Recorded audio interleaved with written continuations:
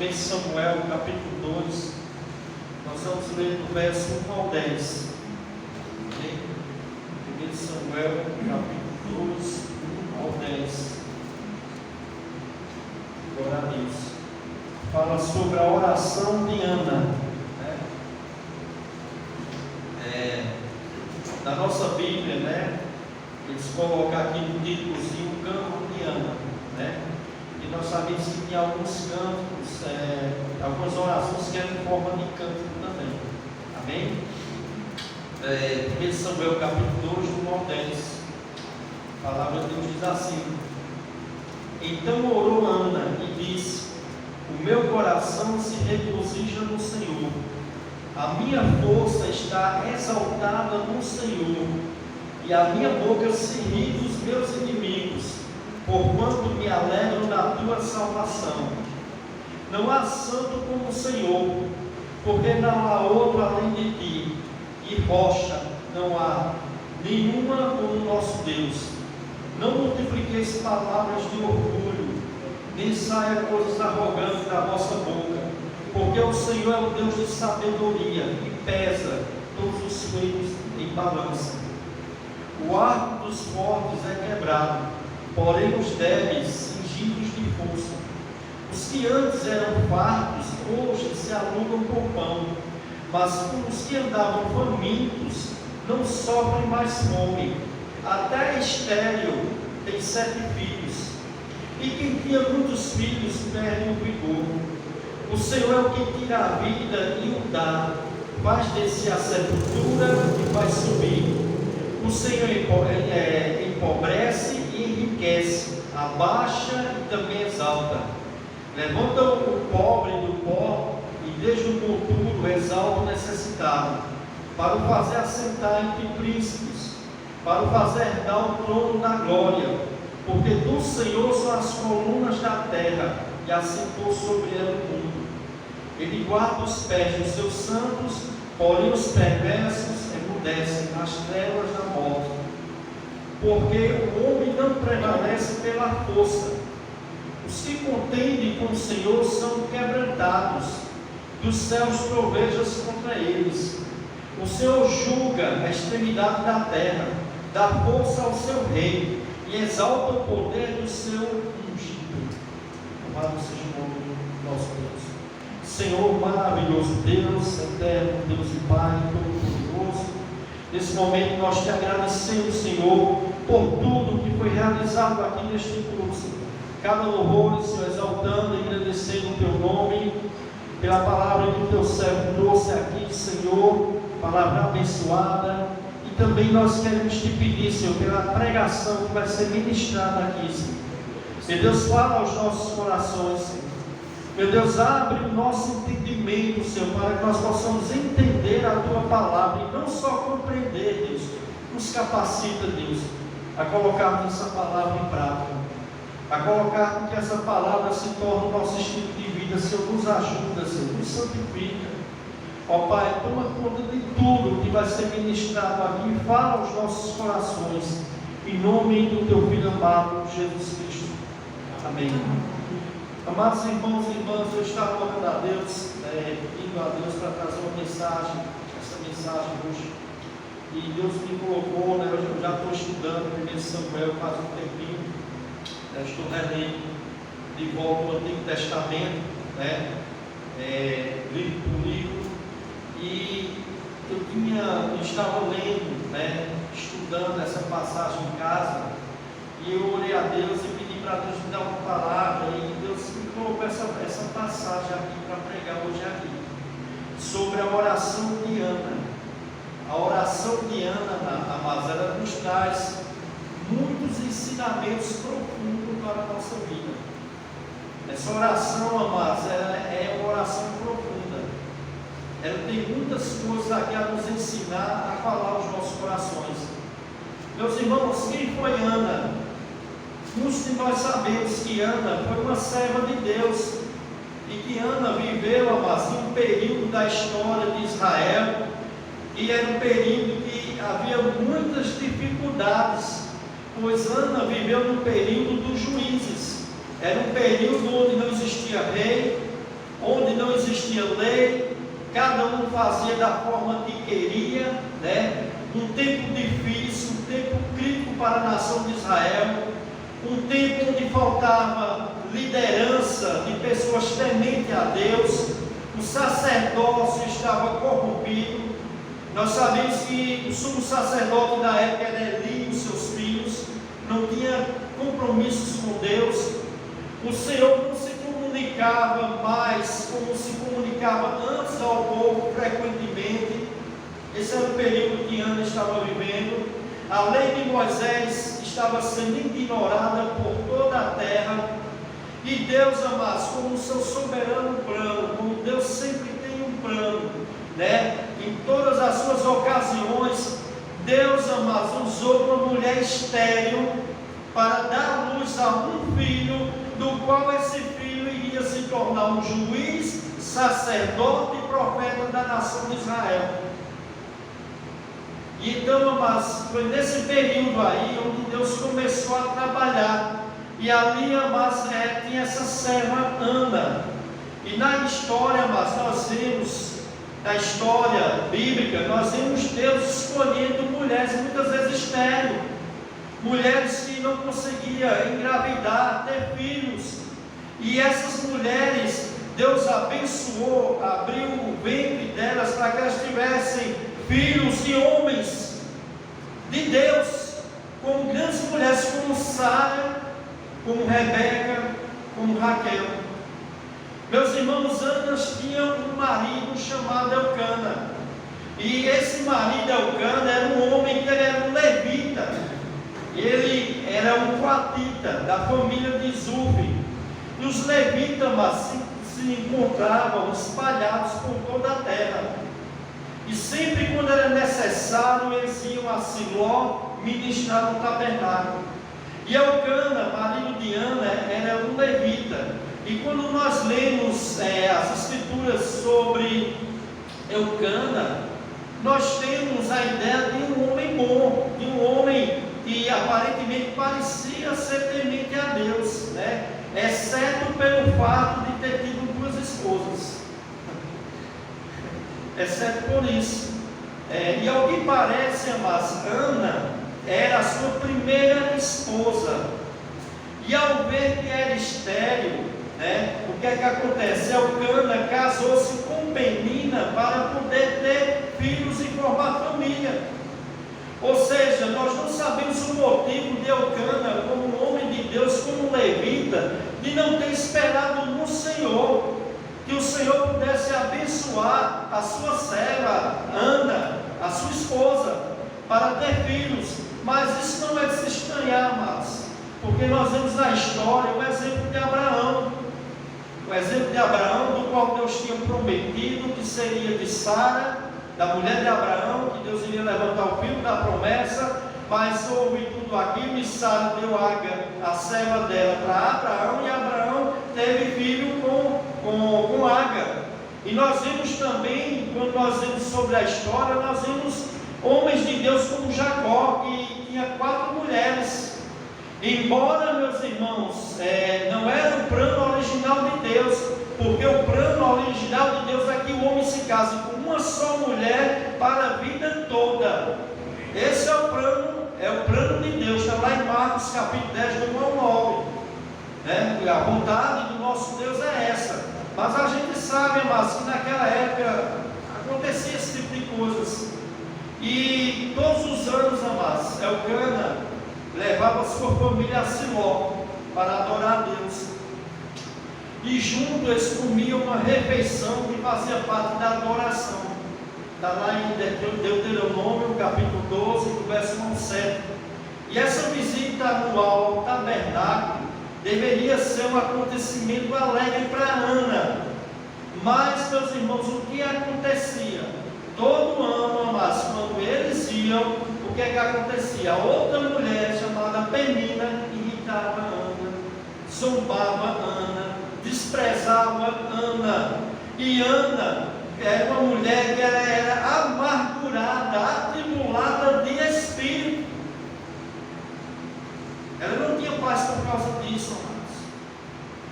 E ela sabia que o problema não era porque quem era estéril era ela, porque o esposo casou com outra mulher e teve filhos, e com certeza aquilo, amados, perturbava aquela mulher. E meus irmãos, durante uma refeição de um festival de Siló, Ana deixou a família e foi para um tabernáculo orar. E ela foi pedir a Deus ali por um filho. E ela fez uma promessa a Deus. Ela disse: se Deus desse um filho a ela, se Deus ouvisse a oração, ela iria consagrar esse menino para servir ao Senhor. E foi isso, amados, que aconteceu. Ela devolveria ao Senhor para servi-lo por toda a vida. E a palavra de Deus mostra que Deus ouviu a oração, o pedido de Ana.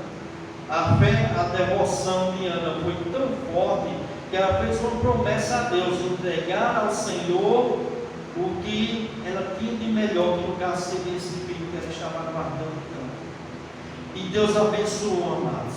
E aquela mulher voltou de viagem. E ali, amados, ela teve relação com seu esposo, o esposo dela, e Deus concebeu um filho a Ana. E ela colocou o nome dele de Samuel, que significa ouvido por Deus ou pedido de Deus. Meus irmãos, no capítulo 2, depois de todos esses acontecimentos, nós vemos a oração de Ana, né? E algumas Bíblias nós vemos o título aqui, o canto de Ana, né? E essa oração, amados, ela nos traz aqui alguns ensinamentos profundos. Eu gostaria que você prestasse atenção. O primeiro ensinamento que nós vemos aqui na oração de Ana era que Ana sabia que a alegria dela e a sua força só dependia do Senhor. O verso 1 ela diz assim: então orou Ana e disse: o meu coração se regozija no Senhor, a minha força está exaltada no Senhor, a minha boca se ri dos meus inimigos, porquanto me alegro na tua salvação. Igreja, Ana orava e regozijava ao mesmo tempo, e ela sabia que esta alegria vinha do Senhor, pois o Senhor ouviu a sua oração, atendeu a sua oração e concedeu aquilo que a Bíblia não diz, mas talvez viesse há muitos e muitos anos ela orando, pedindo a Deus um filho. E Deus concedeu esse filho a ela. Louvado seja o nome do Senhor. E esse menino se tornou um dos maiores profetas, juízes e sacerdotes de Deus. Meus irmãos, mas a oração de Ana não foi uma oração egoísta. Apesar, amados, de nós sabermos que o filho que Deus deu, com certeza abençoou Ana, abençoou Elcana, abençoou a família, mas havia um propósito maior de Deus. Que propósito era esse, pastor? Levantar um líder, um grande líder para guiar a nação, para levantar realmente o nome de Deus, o sacerdote de Deus, o profeta de Deus, que não tinha naquela época. Estava faltando, até tinha, mas não havia temor de Deus. Amados, e nós vemos que uma oração egoísta, ela não é espiritual, amados. Uma oração egoísta, ela não honra ao Senhor. Ana sabia em seu coração que Deus faria grandes coisas por aquele povo através do seu filho, que teria um papel importante no cumprimento da vontade de Deus.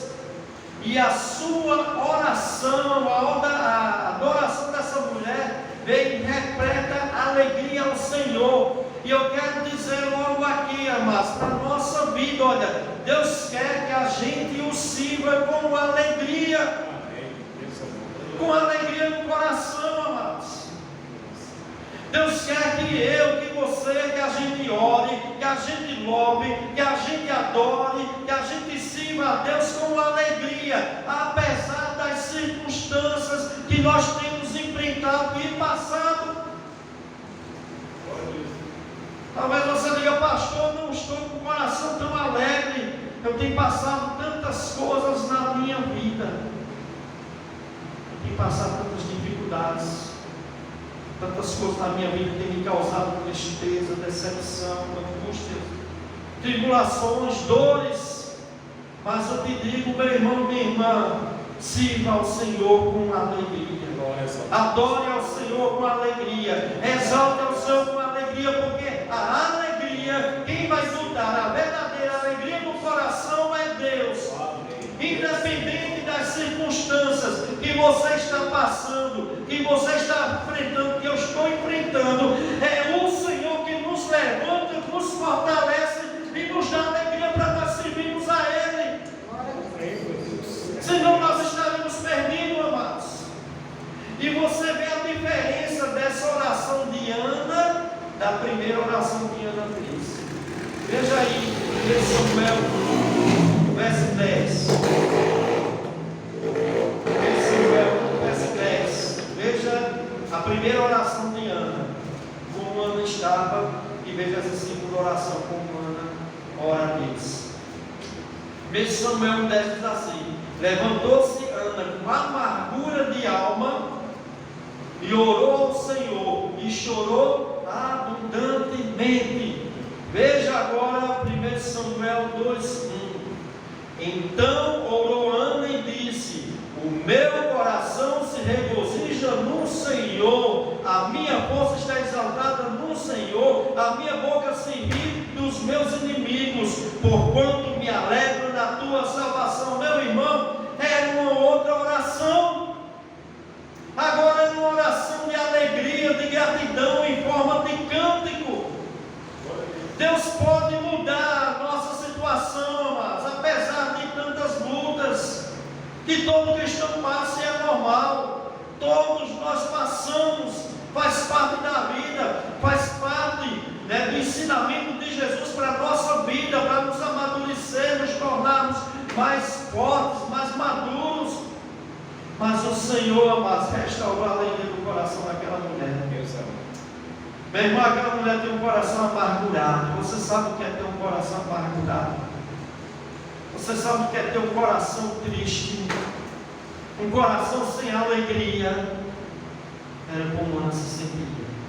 Mas Deus mudou, amados. Deus reverteu.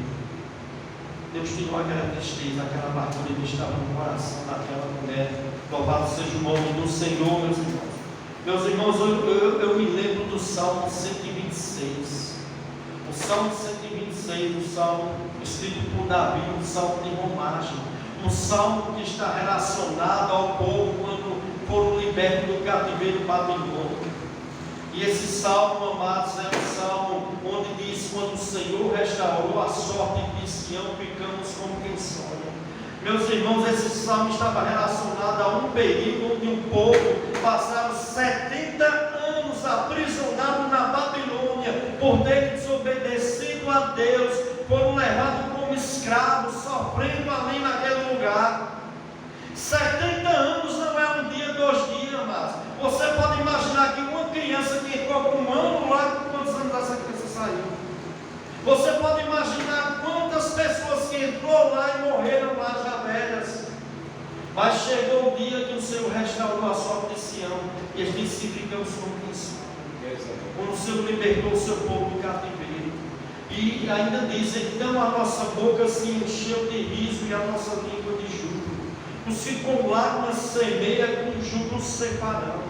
Quem sai andando e chorando enquanto semeia, voltará com júbilo trazendo seus peixes. Talvez, minha irmã, meu irmão, você esteja com seu coração aqui hoje, talvez como Ana estava no início. Coração triste e amargurado. Talvez você esteja semeando em terra aí com lágrimas. Terra dura. Terra dura.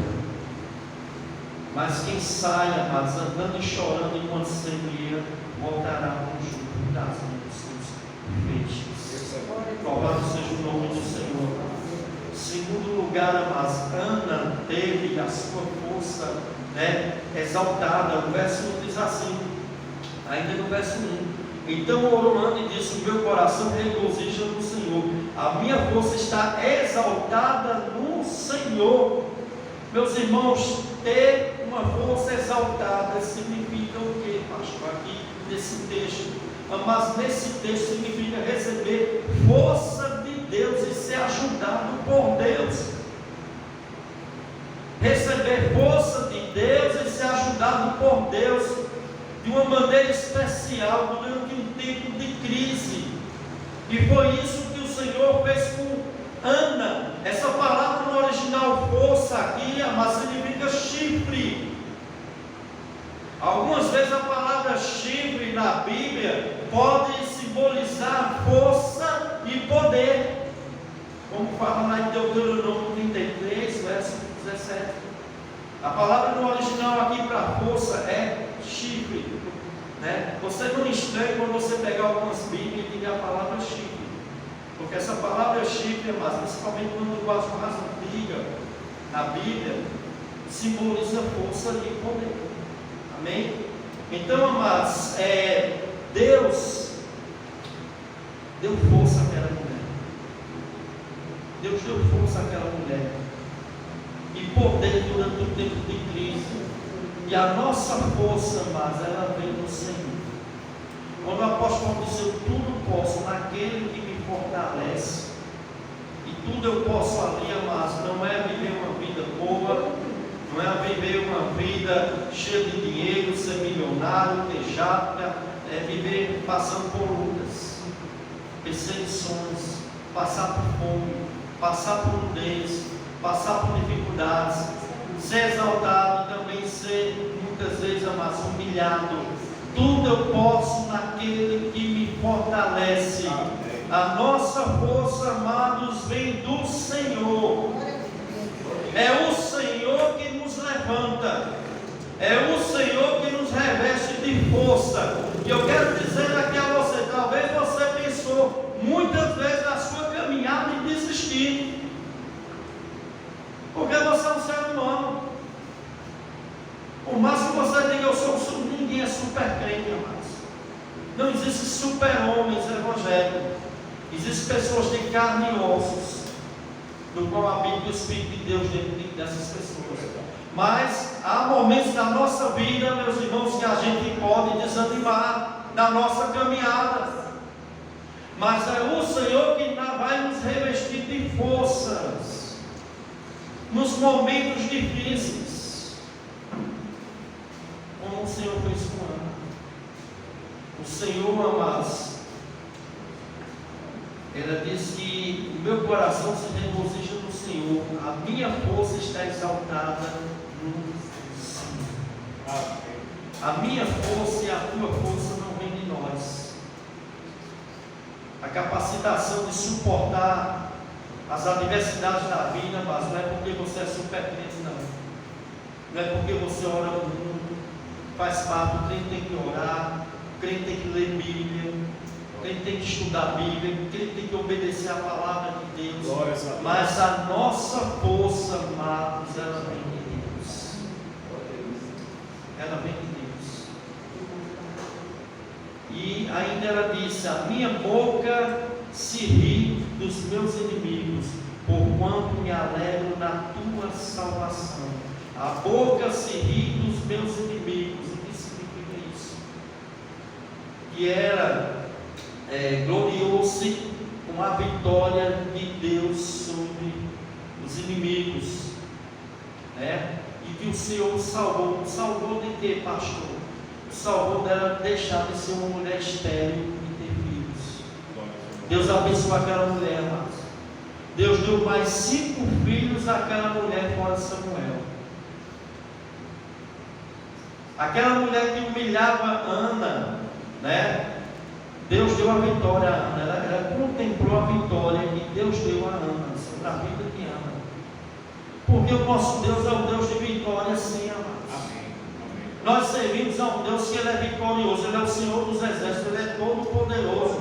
E a Bíblia diz: se Deus é por nós, quem será contra nós? Quem será contra nós? Se Deus é por minha vida, se Deus é por tua vida, quem poderá se levantar e ser contra nós? Se nós temos um Deus todo poderoso que está conosco. Então, amados, a e Ana se enchiam de risos. Louvado seja o nome do Senhor. Portanto, me alegro na tua salvação. E o crente genuíno, amados, ele é vitorioso. Não estou falando aqui da vitória que os pregadores da prosperidade aí prometem para alguém, não. Eu estou falando de uma vitória que Cristo conquistou naquela cruz por cada um de nós. Cristo conquistou a nossa salvação. Cristo conquistou naquela cruz o perdão dos nossos pecados. Cristo conquistou naquela cruz a nossa justificação diante de Deus. Cristo conquistou naquela cruz a vitória. E hoje nós temos a comunhão que nós temos com Deus, porque antes nós éramos inimigos. Antes nós éramos filhos da ira, como os demais são, que ainda não se converteram a Cristo. Então o crente, amados, ele já é vitorioso em Cristo. Amém. Nós já temos toda a vitória em Cristo. Louvado seja o nome do Senhor. Em terceiro lugar, amados, Ana exalta a majestade do Senhor. Verso 12 e 13, ela diz: não há santo como o Senhor, porque não há outro além de ti, e rocha não há nenhuma como o nosso Deus.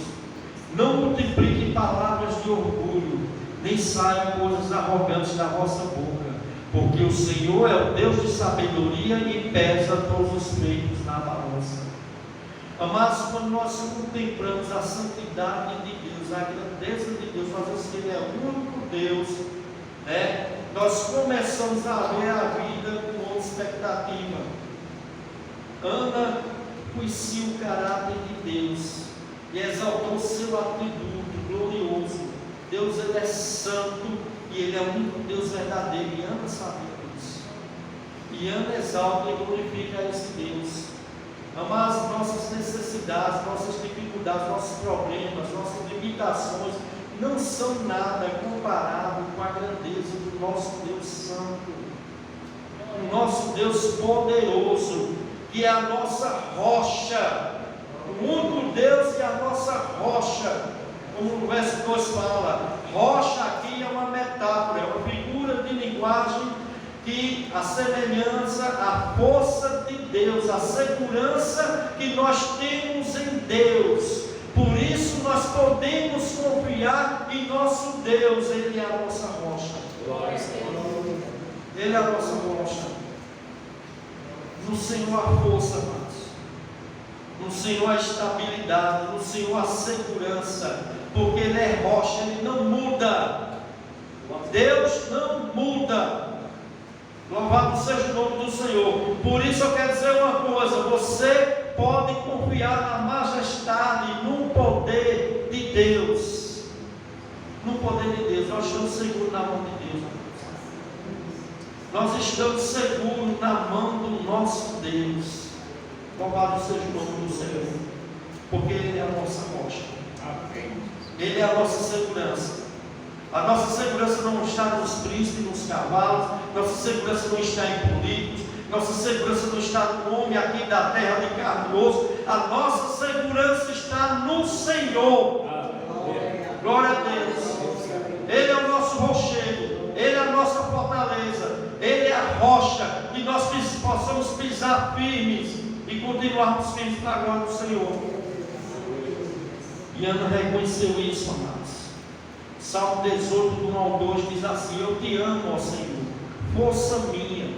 O Senhor é a minha rocha, é a minha cidade, cidade, o meu libertador, o meu Deus, o meu rochedo em que me refugio, o meu escudo, a força da minha salvação, o meu baluarte.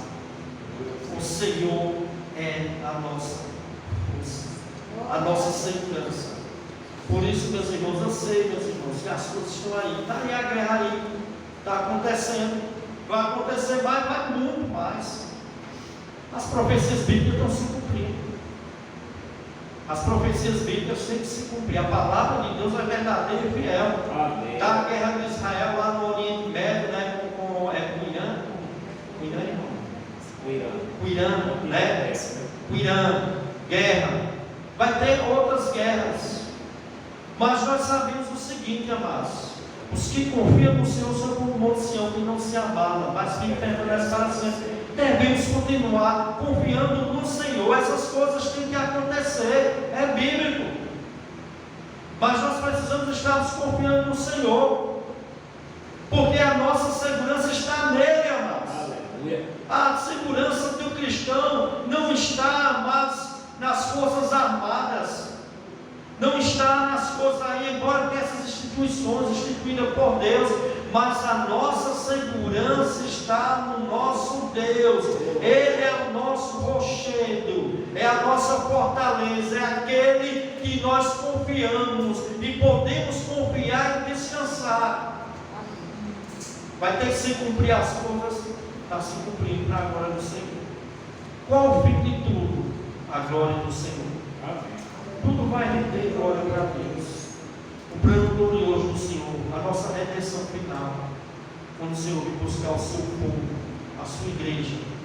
Louvado seja o Senhor. Esse é o período mais, deve ser o período mais esperado da igreja. Amém. Para a glória do Senhor.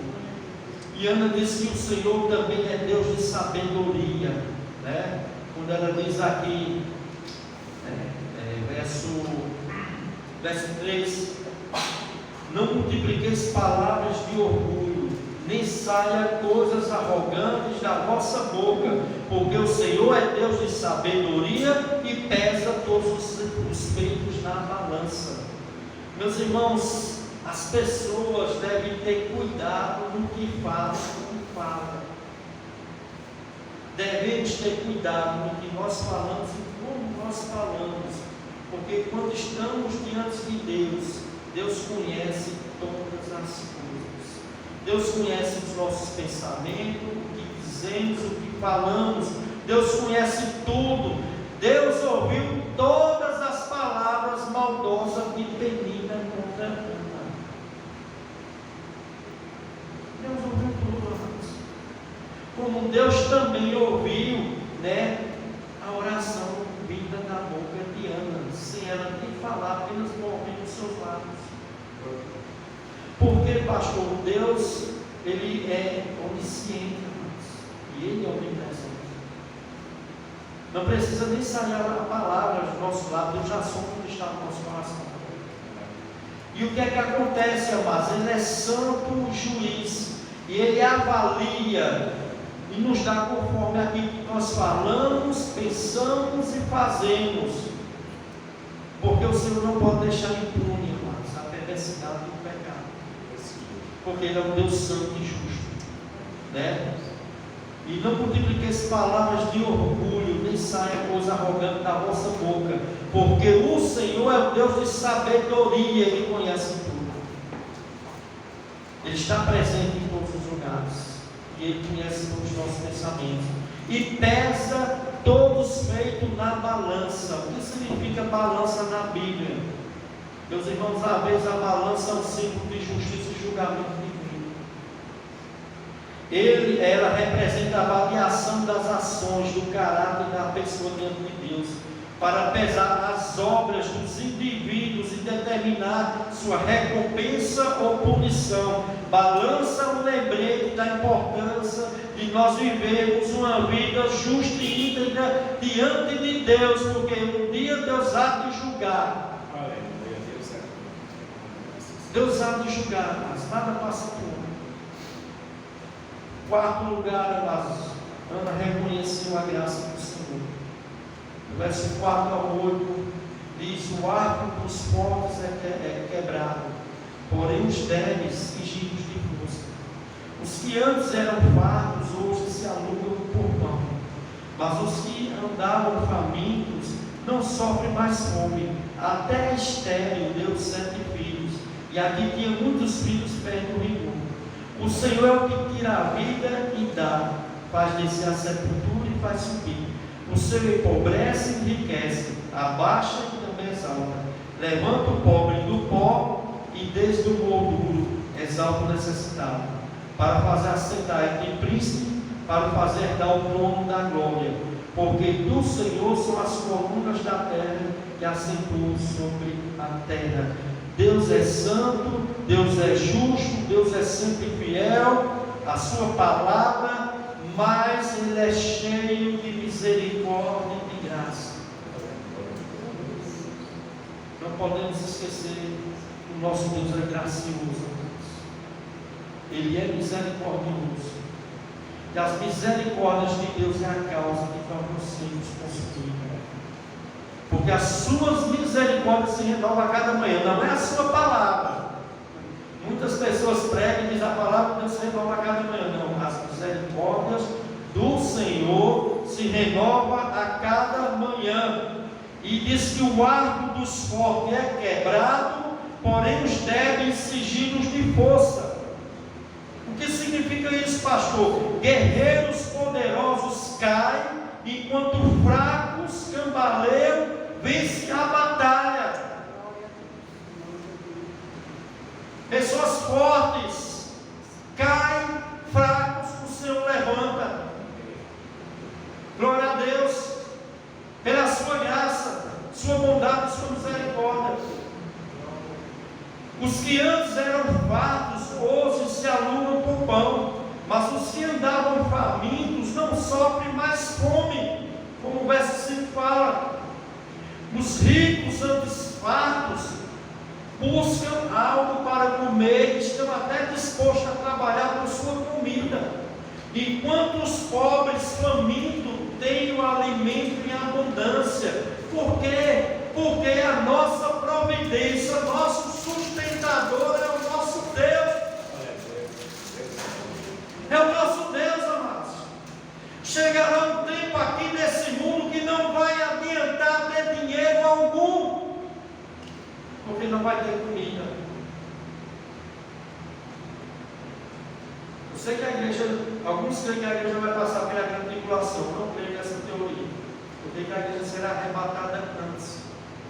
Mas chegará um período aqui na grande tribulação, meu irmão, vai faltar alimentos. A pessoa vai poder ter o dinheiro que for, não vai ter comida para comprar, e o que tiver, meu irmão, vai ser um absurdo. E não vai dar para comprar quase nada. A nossa confiança está no Senhor, amados. O nosso sustentador, o nosso provedor é o nosso Deus. E Ele diz: buscar em primeiro lugar o seu reino e a sua justiça, e todas as demais coisas vos serão acrescentadas. Que demais coisas são essas? Comida e vestimenta, o necessário para a nossa vida. O Senhor supre as nossas necessidades, amados. E ainda ela diz: até estéril tem 7 filhos, e ao que tinha muitos filhos perde o vigor. Meus irmãos, isso aqui ela não está falando do testemunho pessoal dela, porque nós sabemos em 1 Samuel 12, 21, que Ana teve 5 filhos fora Samuel. Na realidade, 6 filhos o Senhor deu a Ana. 7 aqui seria uma referência geral às mulheres, a quem Deus abençoa, a graça de Deus às mulheres estéreis de conceder filhos. Filhos é bênção de Deus, amados. Deus tem o poder de derramar a sua graça sobre as mulheres estéreis e ela tem filhos e tem abundância. Porque Ele não faz isso, amados. Ele tem poder para todas essas coisas. E Ele fez isso com Ana, Ele fez isso com Rebeca, Ele fez isso com a esposa de Abraão. Deus, nosso Deus poderoso, amados. Verso 6: o Senhor é que tira a vida e dá, vai descer a sepultura e faz subir. Meus irmãos, tem muitos crentes que não aceitam isso aqui, não. Tem muitos crentes que dizem: não acredito, não. Então a pessoa, quando morre, ela morreu porque foi o quê? Algumas pessoas acham que é obra do acaso. Deus está no controle de tudo, irmãos, até da vida. Até da vida do ser humano. Por Deus ser soberano, o Senhor controla tudo. Até dar a estéril filhos, Ele também, amados, é quem dá vida. E tudo que acontece do começo e o fim, Ele é capaz também de dar vida, nos resgatar da sepultura sepultura. E a palavra sepultura aqui refere-se ao lugar dos mortos. Lugar dos mortos. Deus traz, mas também tem esse poder. Nós sabemos que as pessoas no dia do arrebatamento, os que dormem no Senhor, serão ressuscitados. Quem vai ressuscitar essas pessoas? O próprio Deus, com poder. Jesus Cristo disse: eu sou a ressurreição e a vida. Aquele que crê em mim, ainda que morra, viverá. Muitos naquele dia ouvirão a voz do arcanjo, e muitos que estiverem na sepultura serão ressuscitados através do poder de Deus. Mas Deus também, amados, Ele tira a vida também. Mas muitos cristãos não aceitam isso, a soberania de Deus sobre a vida e sobre a morte. Vida e morte está no controle das mãos de Deus. Glória a Deus. E é isso aqui que ele está dizendo. Verso 6: o Senhor é o que tira a vida e dá, faz descer a sepultura e faz subir.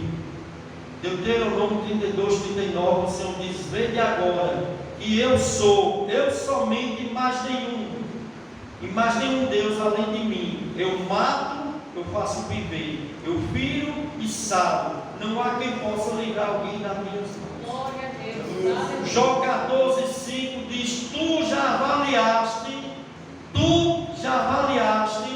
quantos meses e dias cada ser humano vai viver. O tempo da vida de cada pessoa está decidido e não há ninguém que possa mudar isto. Não há ninguém que possa mudar isto. Eclesiastes 3, 1 e 2 diz: tudo tem o seu tempo determinado, porque há todo tempo para todo propósito debaixo do céu. Há tempo de nascer e há tempo de morrer. O Senhor está no controle de tudo. O crente não deve ter medo da morte, porque eu devo ter medo de morrer. O salmista disse: ainda que andasse pelo vale das sombras da morte, não temerei mal nenhum, porque tu estás comigo. Nós sabemos, amados, que um cristão genuíno, no período quando ele passa dessa vida para a outra, imediatamente o seu espírito vai para Deus. Ele não fica dormindo. Quem vai ficar no pó da terra é o corpo. Ele tem uma alma e tem um espírito. A alma e o espírito não dormem. É o corpo. O corpo fica na sepultura, mas a alma dessa pessoa vai para Deus. Vai aguardar o dia da ressurreição, unirá a alma e o corpo de novo. Estará para sempre com o Senhor.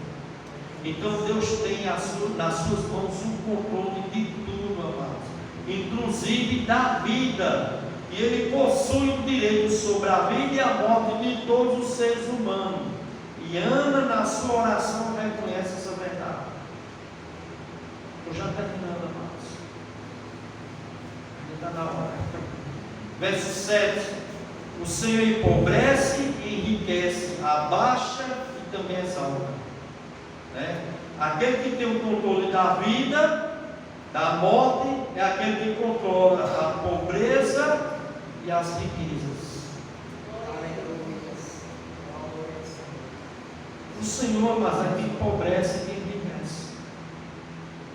Ana declara que é Deus quem torna alguém pobre ou rico diante do período limitado na vida humana aqui na terra. Agora é bom nós sabermos isso, amados. Nem sempre quando Deus está concedendo riqueza a uma pessoa, é sinal que Deus está aprovando aquela pessoa.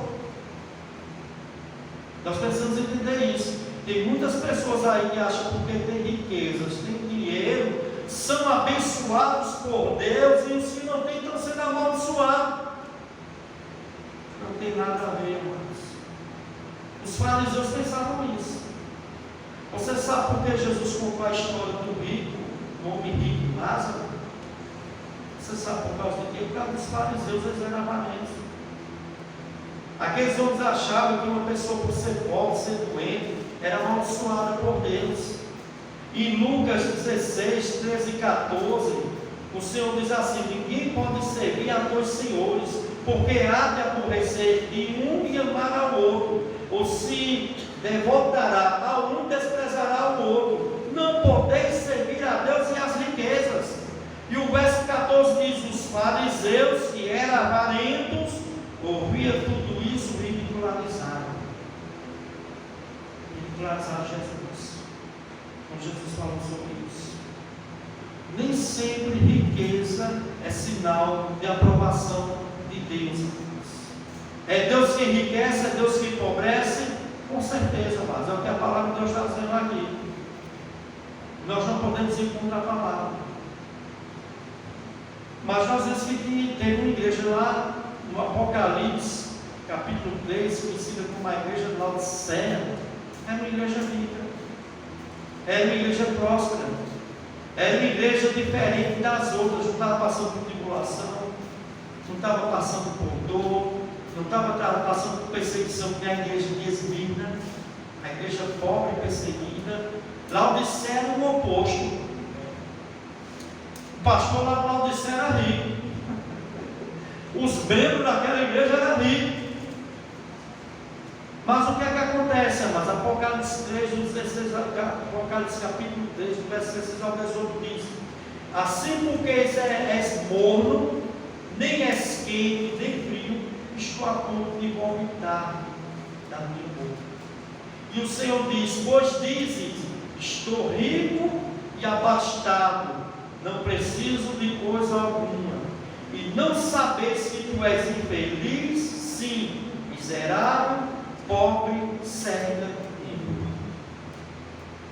Quem olhava aquela igreja de Laodiceia com o olhar humano, dizia: essa igreja está viva, essa igreja Deus está nela, Jesus se faz presente nessa igreja.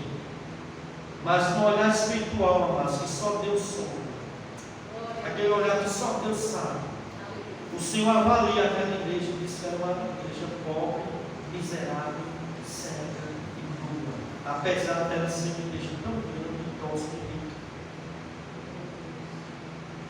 a ponto do Senhor dizer que bate a porta, mas se alguém abrir a porta, entrará na sua casa, será comigo e será do Senhor. O Senhor chama fora daquela igreja, apesar dela ter todas essas riquezas, apesar de aparentemente ser uma igreja que era aprovada por Deus. Então, amados, nem riqueza nem pobreza, mas a nossa fidelidade a Deus. Mas a Bíblia é clara que é Deus quem enriquece e é Deus quem empobrece. E muitas vezes a riqueza pode ser uma bênção, mas pode ser uma maldição. Na vida de muitas pessoas a riqueza é uma maldição, porque a pessoa passa a idolatrar o dinheiro, a pessoa passa a idolatrar as coisas que ela começa a ter. E elas começam a se devotar a essas coisas e desprezar o Senhor. Meus irmãos, eu sempre contei aqui um testemunho de um casal abençoado, quando nós fazíamos parte da terceira igreja presbiteriana da congregação. E nós fazíamos muito evangelista através de um grupo chamado Atos, que saía para evangelizar várias regiões aqui, perto daqui de onde nós vivemos. Foi até o sertão, andou muito. E esse casal era uma bênção, meu irmão. Não perdi um culto. Todo evangelista estava lá. E eles tinham uma padaria e começaram a pedir aos irmãos: orem por mim, orem para que Deus abençoe, meu irmão. Porque Deus abençoe, nós vamos ter condição de ajudar mais, nós vamos ter condição de até estar mais presente. Meus irmãos, a igreja orou, Deus abençoou. O que aconteceu? O casal abandonou o caminho do Senhor. E aí disse: a gente não tem mais tempo. A gente domingo a domingo, a gente tem que estar lá dentro, a gente tem que ir.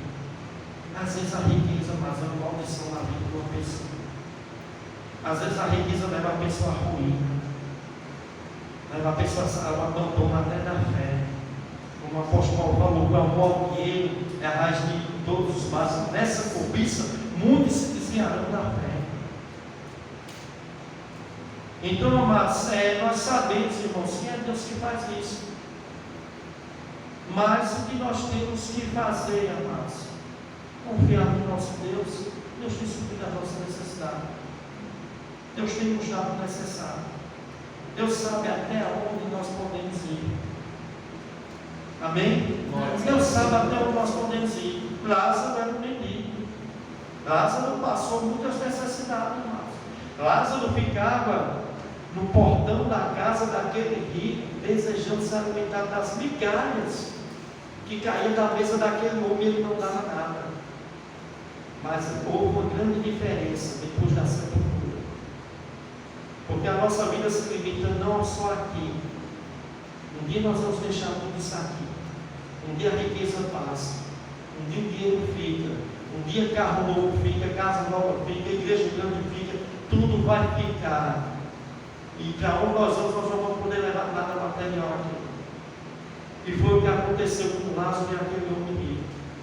Qualquer um que olhasse Lázaro ia dizer: esse cara é um amaldiçoado de Deus. Como pode ser um servo de Deus está passando fome, medicando, doente, cheio de chagas?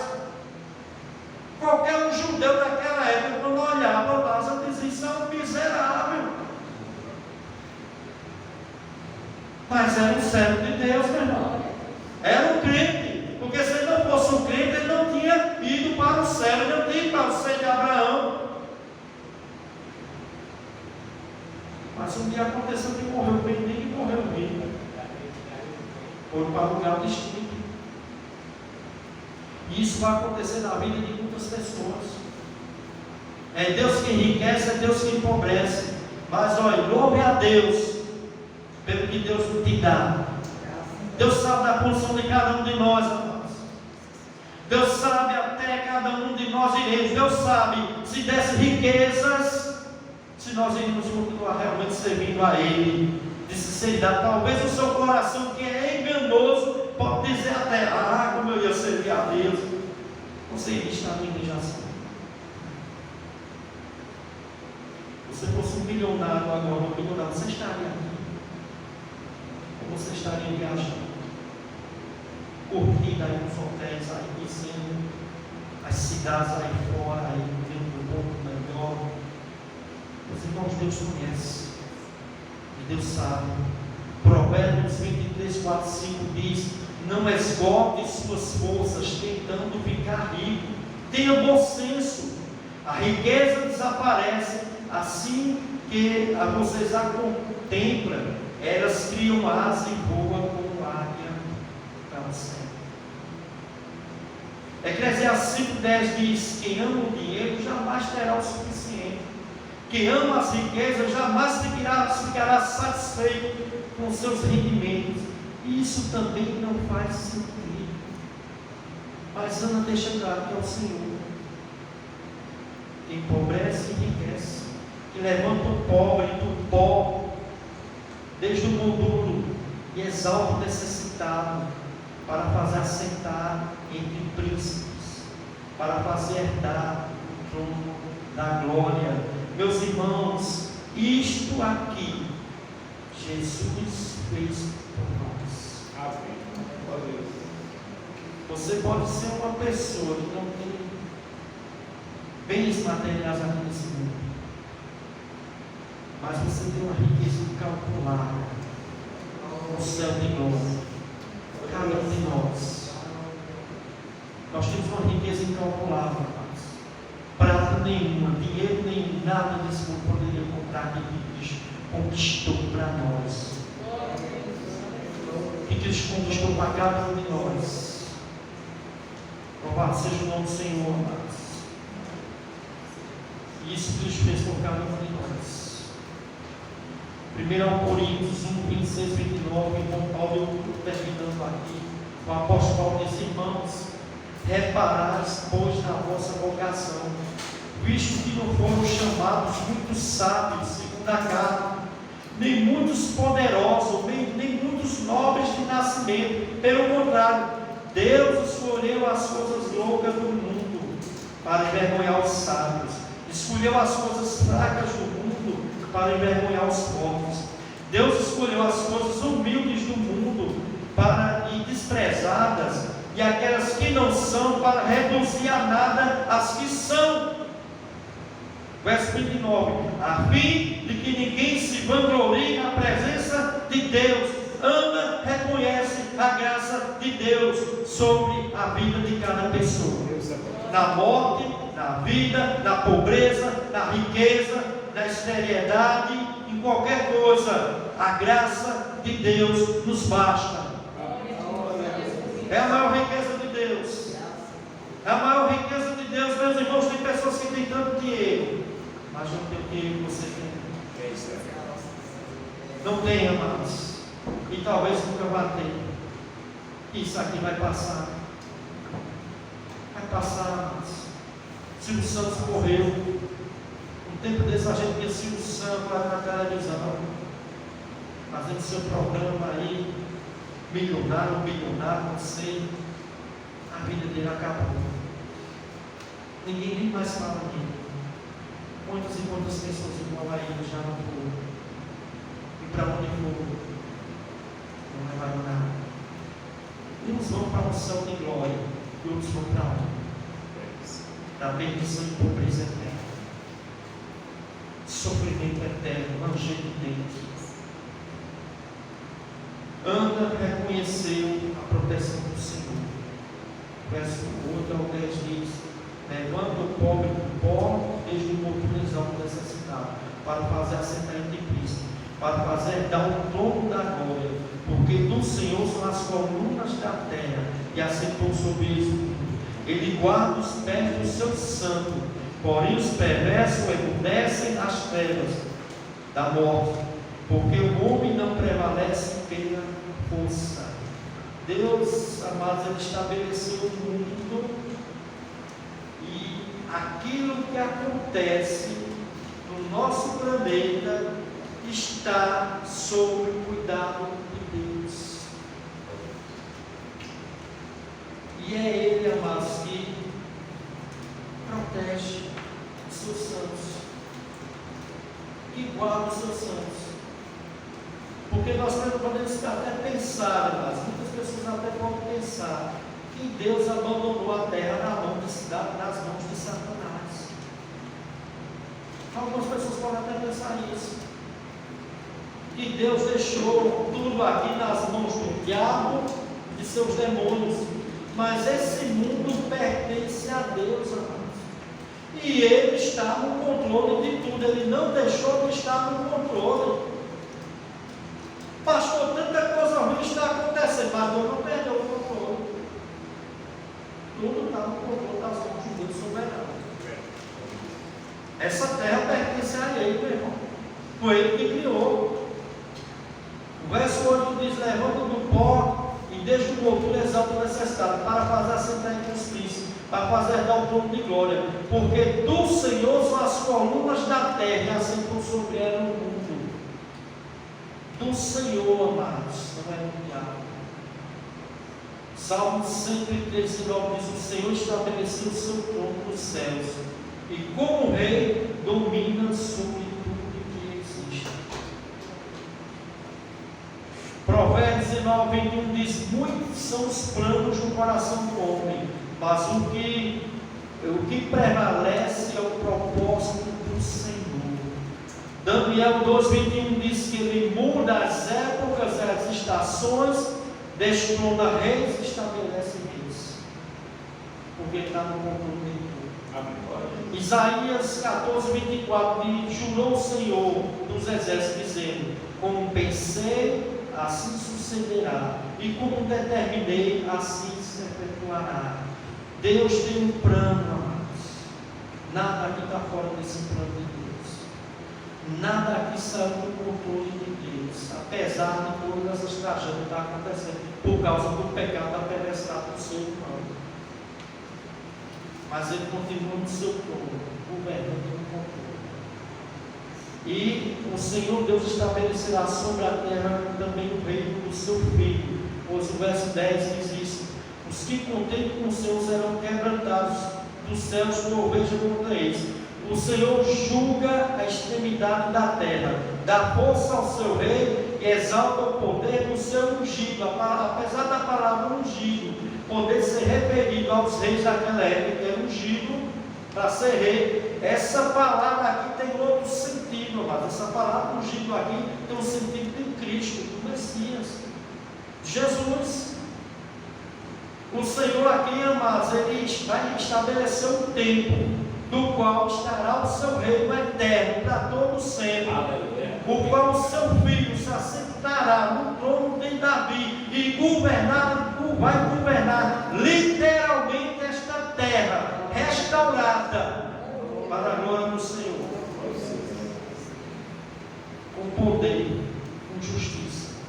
Louvado seja o nome do Senhor. O reino glorioso do Cristo, ungido de Deus. E nós vamos fazer parte desse reino. Amém. Glória a Deus. Por isso vale a pena, mas a gente servir ao Senhor. Vale a pena se confiar no Senhor. Vale a pena você orar a Deus e ler esse texto sobre essa oração que ama. E tirar ensinamentos aqui preciosos para a sua vida.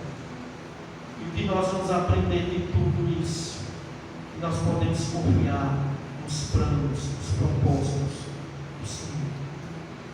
Podemos confiar nesse Deus que está no controle de todas as coisas, até da mulher estéril ter um filho, até de uma pessoa descer a sepultura e subir, até de ficar rico, ficar pobre, até de qualquer coisa. O nosso Deus é um Deus que tem o controle de toda a humanidade, de toda a terra, de todo o universo, porque Ele é Deus. Deus possa nos abençoar, nós possamos ir para a nossa casa, segurança e confiança no Senhor. Deus abençoe cada irmão, cada irmã. Já deixo o recado aqui para o irmão mais uma vez. Domingo, se der, vamos pregar a palavra de Deus aqui. Amém.